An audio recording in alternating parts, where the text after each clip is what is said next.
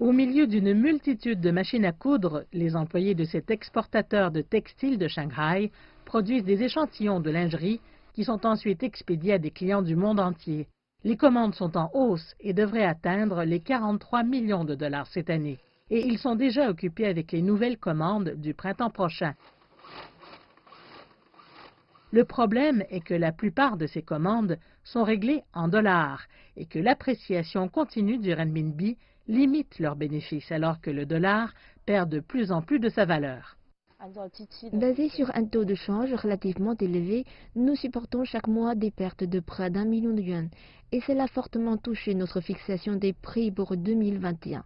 Les prix de nos produits seront définitivement plus élevés et donc nous perdrons cet avantage des prix qui fait la réputation de la production chinoise.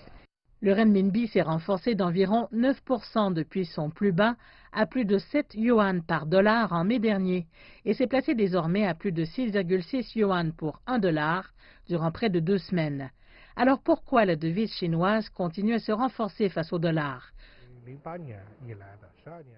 L'appréciation mensuelle au troisième trimestre a été l'une des plus importantes depuis 2008. Cette année, la Chine fut la première à se rétablir de la pandémie et devrait être l'une des principales économies à afficher une croissance positive. Les excédents commerciaux et ceux du compte de capital se sont accrus. Et en raison des restrictions de voyage, la consommation de détail hors de Chine a chuté et le gouvernement a annoncé qu'il n'interviendrait pas sur le marché.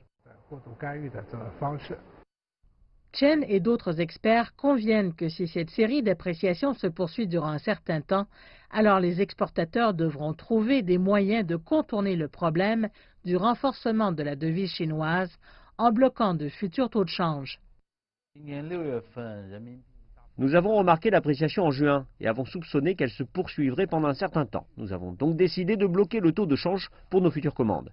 Et le règlement de change à terme a pris effet ce mois-ci et nous pensons qu'il permettra d'éviter des pertes de l'ordre de 500 000 $.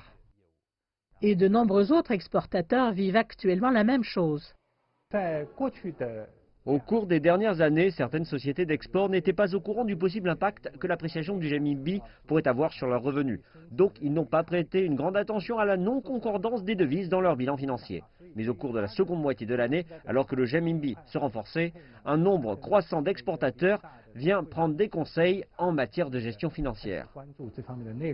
L'appréciation du renminbi a créé des défis pour les sociétés d'exportation en termes de valeur de leurs commandes.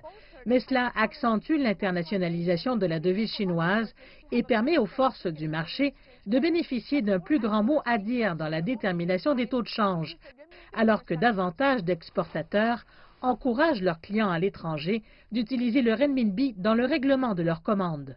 L'exportateur de textiles basé à Shanghai, Ronghen, a déjà persuadé certains de ses clients européens de payer en renminbi.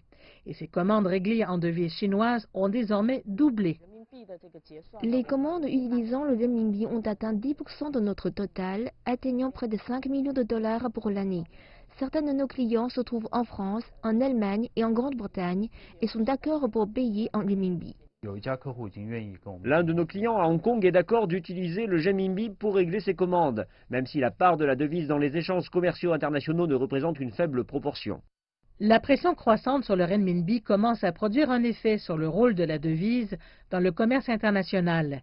Et même si la part de la devise dans les échanges internationaux reste en deçà des 2%, son classement actuel au sein du système de transfert interbancaire SWIFT l'a placé à la 6e place mondiale des devises les plus actives dans les paiements internationaux en termes de valeur, alors que 10 ans plus tôt, elle n'occupait que la 35e place.